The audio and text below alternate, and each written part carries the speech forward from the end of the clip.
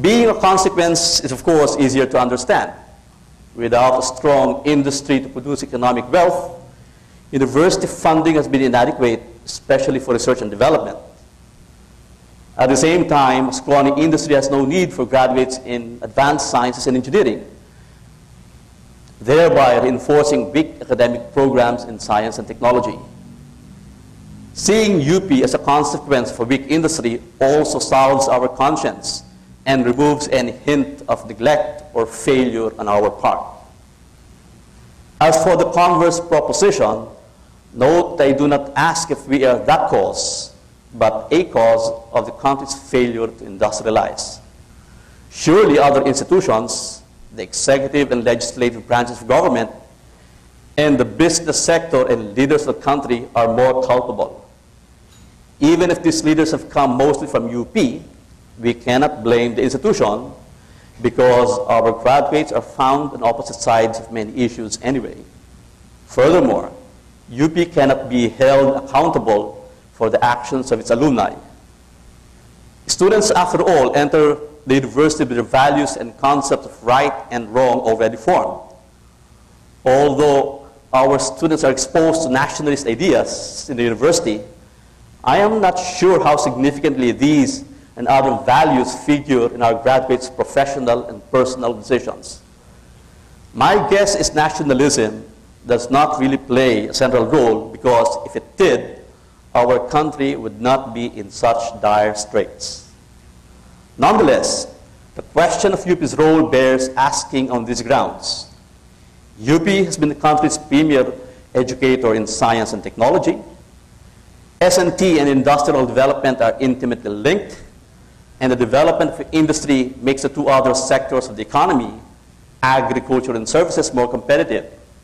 Allow me to elaborate on the last 2 points.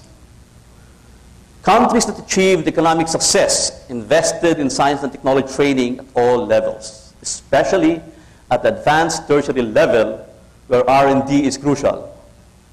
Those that industrialized early, England, France, Germany, and Holland, and the newly industrializing countries of the late 19th and early 20th centuries, the United States and Japan, developed classical sciences and engineering that became the basis of second-wave industries. In the process, these countries, Germany in particular, discovered quantum theory in the first quarter of the 20th century. And this is the scientific basis of the third-wave technologies. As they applied quantum theory, the demarcation between pure science and engineering blurred. Exciting gray areas such as applied physics, optoelectronics, molecular engineering, etc., swiftly developed and in turn creating new industries such as microelectronics, modern biotechnologies, the information technology and the internet that gave rise to third-wave agriculture, industry, and services. Today, competitive economies mostly have third-wave economic sectors, which means the old paradigm of linear development, from agriculture to industry to service-dominant economy, no longer makes sense. Let me now summarize the state of science, technology, university, and industry. In the Philippines, the economy has long been dominated by the service sector, as Figure 1 shows. The country tried to industrialize twice, between 1958 to 61, under the Filipino First policy of President Garcia, and from 1975 to 85 under Marcos. The first attempt was too brief to yield a marked contribution to the total economy. The second attempt, however, was more significant as industry for the first time surpassed the share of services in the total economy. As Table 2 shows, since the 1990s, our economic performance has followed the same pattern as Taiwan's and South Korea's, countries that achieved NIC status in the 1980s. Unlike us, however, these countries are now capable of meaningful engagement in third-wave services, for they do not just use, but also produce advanced technologies, as evidenced by their own semiconductor, consumer electronics, and equipment technologies. High-technology computers of Taiwan, for example, will manufacture the soon-to-be-introduced Google phone. Table 2 also shows that the countries that are seriously industrializing, like Malaysia, China, and Thailand, have growing industry contribution to the national economy. The same pattern as Table 3 shows, as South Korea's during the period 1960 to 87, when it was becoming an NIC. From 1960 to 87, the South Korean industry's contribution to the total economy increased by 132%, and manufacturing's contribution increased by 161%. Compare this with only 20% growth in our industry's contribution to the total economy during the same period. These numbers indicate that the greater contribution by the service sector does not necessarily translate into NIC standing. As Figure 1 shows, the service sector has dominated our economy since the 1950s, yet we were not industrialized then and have not achieved NIC status today. Now let me focus on the university science and technology programs. 100 years after our founding, we are still at the early stage of setting up a research university. Even at our peak number of ISI publications in 2005, as shown in Table 4, our PhD per capita publication was only 0.18. The most productive college in research, the College of Science, had an average productivity of only 0.46 ISI publication per PhD faculty over the past 7 years. Compared with National University of Singapore's ISI productivity of 2.53, the goal of a research university is clearly still quite a stretch away. In terms of academic programs, UP's focus on PhD programs only began in the 1980s in most science and engineering units, and perhaps earlier in others. Since 1983, the colleges of science and engineering have produced only 323 and 51 PhDs, respectively. Also, only a few units have accepted the international norm of requiring ISI publications for the PhD. This partly explains why our S&T units have low ISI productivity. It is thus not surprising that we do not figure in research-oriented global rankings of universities, such as that of the Shanghai Jiao Tong University. Now let me discuss the reasons why we failed to become a research university. It is tempting to point to the lack of national government support as a reason for our failure to become a research university this past 100 years.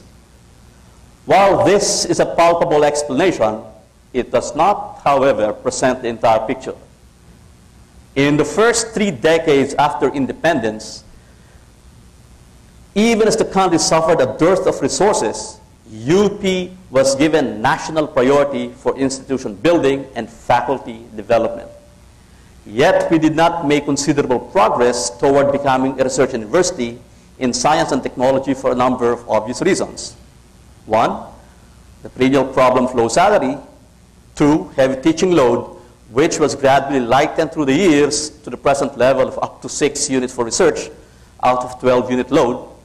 And 3, the lack of emphasis on research and publications in hiring, promotion, and tenure policies. The first and the second contributed to the external and internal brain drain, with faculty members going abroad or transferring to local universities or industry. The third, I think, is the most significant. In the 1950s, tenure was granted after just 2 years of initial appointment, even without graduate degrees and scholarly work. This policy was only slightly modified in the 1980s to the 1990s, when tenure and assistant professor rank were granted only to master's degree holders. In contrast, research universities require postdoctoral work, or at least a PhD with publications, for tenure track appointment. Because of our hiring policy, we still need a faculty development program, which shows we are not yet a research university. Now, several years ago, President De Menzo raised tenure and promotion standards, and I understand, suffered the wrath of some faculty as a result.